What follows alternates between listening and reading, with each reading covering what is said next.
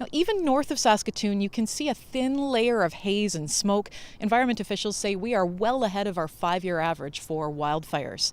Now, at Meadow Lake Provincial Park, here's what Flotten Lake looked like before this weekend. Then a fire rolled through. It torched more than a dozen cabins and the entire campground. On Sunday, I believe, conditions had changed and people up there had been evacuated, and that was it.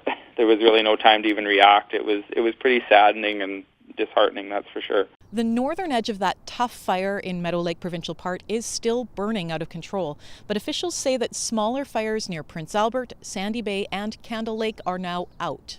Currently, we have the resources in the province to manage these fires, so we're doing that, and that includes being prepared for any new fires we might get. And on top of that, we have provided some extra personnel, 41 I believe, to assist Parks Canada with the fire that they're working on within the Prince Albert National Park. That fire at the national park is now the biggest one in Saskatchewan. Here's a look at some of the smoke it was blowing across the beach at Waskesiu Lake on Sunday.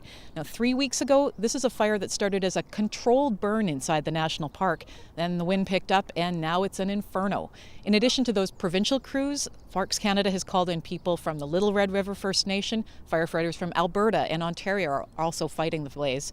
Now, businesses are still open in Waskesiu Lake, but backcountry trails and campsites have been closed, and most of Highway 263 south toward the park gate is also closed. At this point, we don't have any evacuation orders in effect for people in Saskatchewan. We do have 35 people here in Saskatoon from the Waterhen Lake First Nation. They're all here because of the smoke and because they have health conditions. But let's take a look at the fire risk, how it's increased even over the space of 1 week. You can see the rain starting to move in before the long weekend, and then look at how much the fire risk grows. This map comes to us from Natural Resources Canada. Look at the difference that a single week can make. Now, tomorrow's forecast calls for 30-degree highs across the parkland, but by Thursday they are calling for some rain, particularly through the Prince Albert area, rain that's badly needed. Officials say last year humans were the cause of about half of the wildfires we saw in this province, and they are asking people to please watch where you throw your cigarette butts, no open fires, and please avoid any areas where fires are burning. Jennifer Cannell, CBC News, Saskatoon.